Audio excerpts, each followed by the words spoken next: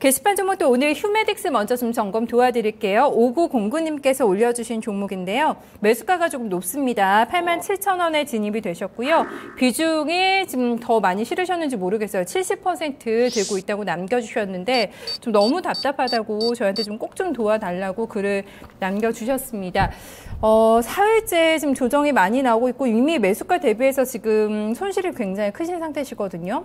네, 이런 구간에서는 손절 고민도 되실 것 같고 버티면 수익이 날까라는 고민 많이 하실 것 같거든요. 비중 조절도 좀 하셔야 되지 않을까라는 생각 듭니다. 어떻게 보세요? 네, 일단 수급이 빠져 있다는 게 제일 문제인데 이 휴메딕스 같은 경우에 대표적으로 성장성으로 조금 고평가되어 있는 주식입니다. 근데 사실 성장주는 이 성장주 전반의 시장 흐름이 무너지느냐 아니냐가 되게 중요해요. 왜냐하면 성장주 쪽에 대한 시장 기대치가 남아있으면 밸류에이션 같은 거 중요하지 않습니다. 그냥 꿈으로 주가가 만들어지는 거기 때문에 숫자를 가지고 주가를 논하기는 좀 어려워요. 물론 같이 투자하시는 분들은 결국은 숫자 가치에 회귀한다라고 보시지만 저는 성장주 가치주를 같이 보는 관점에서는 좀 구분할 필요가 있다고 보는데 휴메딕스를 가치로 얘기하면 지금 말도 안 되는 주가입니다. PE 기준으로 한 50배 이상 나오니까. 근데 더말 필러 같은 경우에도 그렇고 관절염 치료제 쪽도 그렇고 일단 추가적인 성장 기대감은 충분히 있죠. 그리고 특히 필러 쪽 같은 경우에도 중국 쪽에 대한 기대감도 일부 주가에 붙어 있는 상황이고 국내 쪽에서도 일단 필러 시장이 계속해서 더 커질 것이다라는 전망이 좀 더 지배적이죠. 여성분들의 1인 가구 증가라든지 혹은 여성의 사회활동 증가 이런 부분들이 계속해서 일단 미용 산업 같은 경우는 더 캐파가 커질 거다라는 전망이 일단 지배적이고 그 중심에 있는 종목이기도 합니다.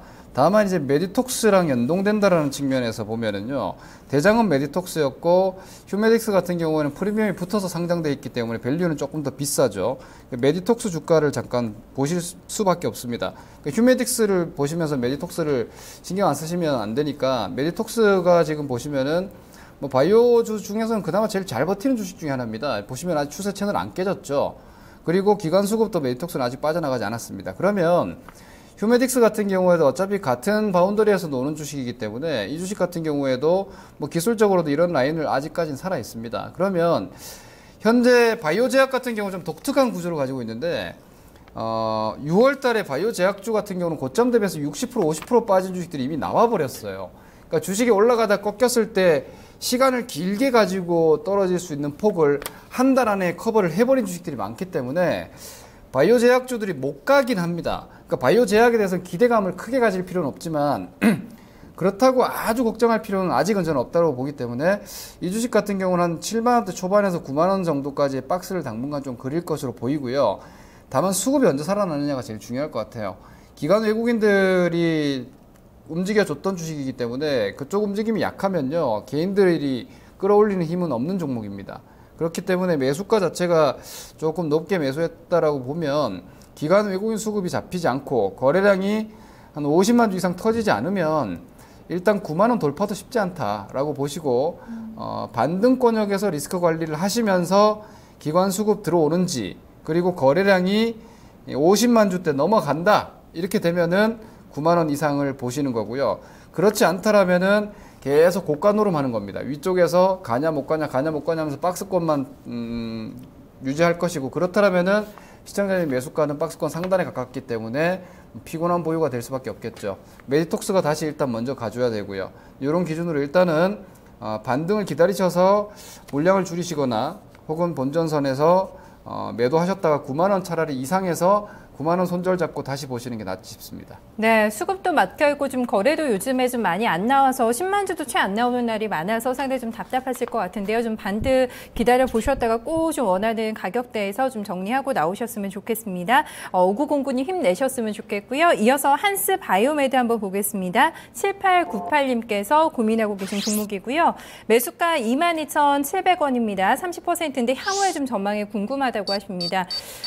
글쎄요, 일단은 보니까 한 지난달 정도의 가격대를 보니까 매수를 하시지 않았을까 싶고 어제 실적도 나왔거든요. 나쁘지는 않았던 것 같은데 사흘째 양봉이 좀 올라오고는 있습니다. 좀 가져가면 수익 날까요? 어떻게 보세요?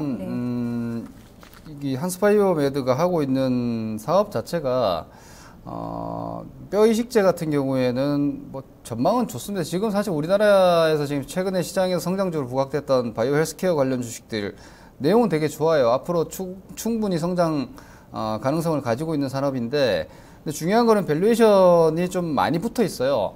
그러면은 이쪽은 사실 눈에 띄게 한 분기 뒤에 이익이 팍 폭발적으로 증가하고 이런 구조는 아니에요. 물론 전 세계적인 고령화 속도가 좀 중국을 포함해서 고령화 속도가 진행되고 있기 때문에 과거에 뭐 몇 년 동안보다는 좀 빠른 속도로 이익 증가 양상이 나올 수는 있겠지만 주가가 그보다 더 빨리 지금 달려왔기 때문에 성장주가 밸류에이션 싸움을 한다는 건 사실 좋은 현상은 아니에요. 성장주는 어떤 상황일 때가 제일 좋냐면 이거 가격이 말이 돼?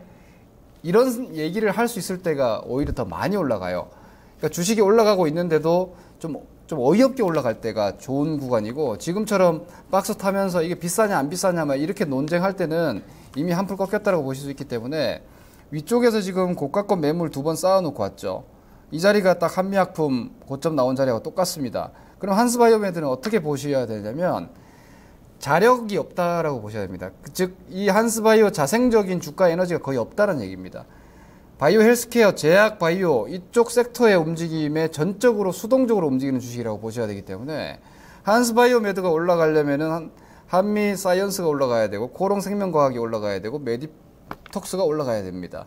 그렇기 때문에 좀 종목 선택적 관점에서는 장이 아주 좋을 때는 예를 들어 제약바이오가 계속 달리고 있을 때는 후발주 사가지고 좀 안전하게 편하게 수익 보는 것이 좋은 방법일 수 있겠지만, 뭐 하나의 전략이 될 수 있지만, 지금 주도 섹터들이 꺾여가지고 계속 올라올 때마다 부딪히고 있고 변동성 유지되는 자리에서 후발주를 반등을 노린다? 이건 별로 좋지 않은 전략입니다. 그래서 제가 볼 때는 이 한스바이오메드가 한미약품, 한미사이언스, 메디톡스 이런 주식들보다 더 강해질 때까지는 매매 대상이 아니라고 저는 보고 있기 때문에 매수가도 다행히 그렇게 높지 않으시니까 뭐 오늘도 사실 시장 변동성 큰데 이 정도 지켜낸 거 보면 다시 한번 22,000원대 내지는 3,000원 시도 정도까지는 한번 나올 법하니까요. 거래량 뭐 이 정도 가지고는 그 이상 쉽지 않습니다. 위에서 매물이 쌓여 있기 때문에 22,000원대 중반 내지는 후반 정도대에서 본전 청산하시고 종목 교체 전략으로 가시는 게 나을 것 같습니다. 네, 이어서 메리츠 종금증권 한번 좀 도와드려 볼게요. 증권통으로 영웅생님께서 올려주신 종목이고요.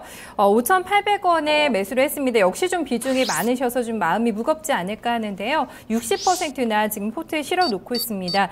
최근에 보면 실적은 괜찮잖아요. 지금 메리츠 종금 실적은 괜찮았는데 기관이 자꾸 팔거든요. 지금 최근에 연일 기관의 매도 나오고 주요 지지선도 좀 이탈을 하면서 요즘에는 조금 좀 좋지 못한 지금 흐름이 나타나고 있어서 좀 어떻게 가져가는 게 좋을까요? 메리츠 종금 혼자서 열심히 달렸죠. 사실 2012년도 기준으로 증권주들의 올라온 폭이 많이 올라온 게 한 50, 60% 정도인데 메리츠 종금 같은 경우에는 2012년도 저점 대비해서 지금 8배 올라왔습니다. 엄청나게 많이 올라왔죠. 그러면서 시가총액이 2조 원이니까 현대증권보다 지금 비싸게 거래되는 게 맞죠. 아마 현대증권보다 비싸게 거래되고 있을 겁니다. 이유는요, 재평가입니다. 그러니까 메리츠 종금증권이 동양종금증권, 과거 동양종금증권 쪽에서 종금업을 반납하게 되면서 국내 유일하게 증권 종금을 같이 하고 있는 회사이기 때문에 이쪽에 대한 어떤 자금 소요라든지 혹은 사업 확장 영역이 좀 컸던 부분이고요. 또 하나는 브로커리지 쪽에서 지점 통폐합을 하면서 본부 체제로 전환했습니다. 좀 미리 뭐 키움증권이나 뭐 혹은 이베스트 증권처럼 온라인 증권사까지는 아니지만 오프라인 영업점 자체를 통폐합을 해버리면서 저비용 고효율 구조로 전환했고요. 그것이 일정 수준 연착륙했다라는 관점에서 증권시장 쪽에서 탑픽권 움직임이 나온 겁니다. 근데 좀 더 이러한 어떤 사업 공격적인 영업 전략을 강화하기 위해서 이번에 한 25% 정도 유상증자를 했습니다.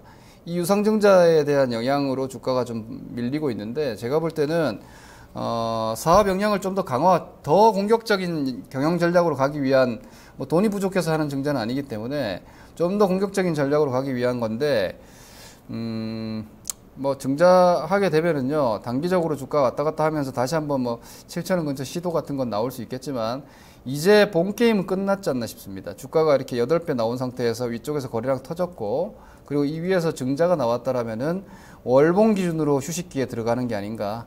그리고 지금 두 달째 추세가 살아있는 상태에서 월봉이 두 달째 음봉이니까 한 6,000원대에 대한 재시도 정도까지는 있을 수 있다고 봅니다. 그 자리에서 기대 수익률이 이제 얼마 안 나온다라고 보시고 종목 교체하시는 게 나을 것 같습니다. 네, 이어서 빠르게 한 종목 좀 더 점검해 볼까요? 오늘 상당히 급락이 나왔던 상당한 시세 변동성 줬던 종목인데요. 손오공입니다. 9247님께서 지금 들고 계시고요. 7,640원에 매수 20%. 오늘 너무 좀 많이 빠져서 걱정이 된다고 올려주셨습니다. 이 종목도 신나게 최근에 잘 달렸거든요. 근데 실적도 잘 나왔는데 좀 매물이 나온 걸까요? 오늘 좀 급락 어떻게 점검해 봐야 될까요? 영업이익 27억 까지 나왔죠. 이 터닝맥 카드라는 장난감이 있습니다. 애들 사이에서 뭐 없어서 못 사는 건데 품절 효과 때문에 주가가 좀 많이 올라온 건데 사실 사회적으로 이슈된 것은 한 6월 달부터인데 주가가 이미 그 부분 반영했죠. 그런데 이렇게 대히트 상품이 나오면 주가가 쉽게 한 방에 잘 안 죽습니다. 그리고 이 터닝맥 카드 같은 경우는 아직도 가지지 못한 친구들이 어린 친구들 동생들이 아니라 애기들이 많이 있기 때문에 웃돈을 붙여가지고 거래될 만큼 대히트 상품입니다. 이런 부분들은 이 제품과 이 캐릭터를 파생해서 더 확장성을 띌 수 있기 때문에 주가는 고평가입니다. 주가는 이익 대비해서 고평가지만 그런 프리미엄은 단방에 죽지 않을 겁니다. 제가 볼 때는 저가에 던질 필요는 없어 보이고요. 이번에 저점 자리가 뭐 6,000원이 되든 혹은 6,000원 약간 이탈권이 되든 간에 이 저점을 확인한 이후에는 기간 조정도 이미 한 2달이니까 다시 한번 되돌림 시도가 한번 나올 수 있겠다라고 보여집니다. 지금 현재 캐릭터라든지 이러한 서비스업 쪽에서는요, 좋은 내용 가지고 있으면은 뭐 2달, 3달 뒤에라도 다시 움직일 수 있기 때문에 뭐 싸게 팔 필요는 아직은 없어 보입니다. 네, 오늘 크게 좀 급락에 대해서는 걱정하지 좀 않으셨으면 좋겠고요. 실적이 상당히 잘 나왔고 모멘텀 강한 종목이기 때문에 좀 들고 가시면서 수익 많이 보셨으면 좋겠습니다. 전문가님, 저희가 오늘 또 전략을 짜봐야 되는데 중국 이슈에 대해서는 오프닝 때 얘기를 해주셨는데 크게 좀 걱정할 사안은 아니다라고 얘기를 해주셨거든요. 일단 좀 시장의 변동성이 확인이 된 구간에서 매매하기는 상당히 여전히 어렵지 않을까 싶거든요. 네. 전략 어떻게 짜볼까요? 제가 약간 특이한 시황인데요. 기본적으로 저는 4월 달 이후부터 약간 보수적 관점이었어요. 시청자분들, 오래 보신 분들은 아시겠지만. 근데 저는 8월 달은 괜찮을 거라고 오히려 보고 있습니다. 결국은 시장 과도기예요. 큰 과도기 영역에 들어와 있다. 분기 전체로 봤을 때, 반기 전체로 봤을 때 과도기에 들어있다라고 봐야 되는데, 끝나는 건 미국 금리 인상이 될 수밖에 없습니다. 그런데 오늘 떨어진 건 미국 금리 변동이나 이런 것 때문에 떨어진 게 아니라 위안화 절하에 대한 우려감인데 이거 일시적이거든요.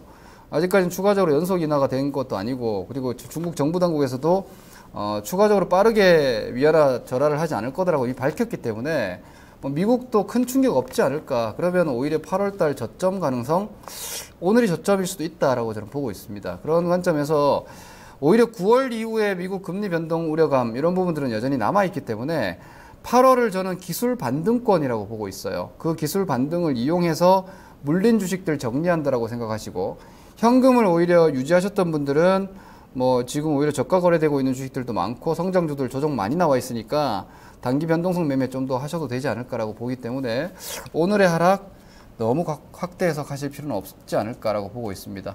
뭐 오늘 미국 시장 봐야 알겠지만 제 느낌으로는 크게 우리 시장처럼 그렇게 놀라서 급락한다거나 폭락하지 않을 거예요. 오늘 우리 시장이 꽤 많이 빠졌죠. 그러면은 재료를 반영한다라고 봤을 때도 미국 시장이 오늘 코스닥이 1.9% 빠졌고 코스피가 한 0.8% 정도 빠졌다라고 보면은 미국이 한 0.5% 이하로만 빠지면 내일 플러스 출발 나올 겁니다. 그러면 내일은 생각보다 강한 장이 또 될 수 있는 자리니까 8월 달은 오히려 변동 반등 양상으로 진행된다라고 저는 여전히 의견을 가지고 있으니까 손실 보고 계신 분들이 현재 시점에서 놀라서 저가에 던질 필요는 없겠고 중장기적으로는 여전히 9월, 10월 구간도 저는 매수 관점으로 보고 있는데 단기적으로는 오히려 8월 반등에서 현금화 또 해서 9월 달까지 간다 이런 전략으로 그 전략 안에서 주간 전략 짜시면 될 것 같습니다. 네, 알겠습니다. 오늘도 말씀 잘 들었습니다. 고맙습니다. 네, 고맙습니다. 네, 중국의 위안화 전화가 우리 증시에 미칠 영향력을 일단 좀 두고 봐야 되겠습니다. 내일장에서는 좀 강한 또 반등으로 돌아설 수 있지 않을까라는 예측을 좀 해주고 있는데요. 좀 점검해 보셔야 되겠고요. 그리스의 3차 구제금융안이 결국에는 타결이 됐습니다. 한 2시간 전에 현지에서 타결이 되면서 유럽장 독일 증시가 좀 많이 오르면서 출발되고 있는데요. 1% 가까운 강세 흐름 현재 진행이 되고 있습니다. 저희는 내일 다시 찾아뵙겠습니다. 고맙습니다.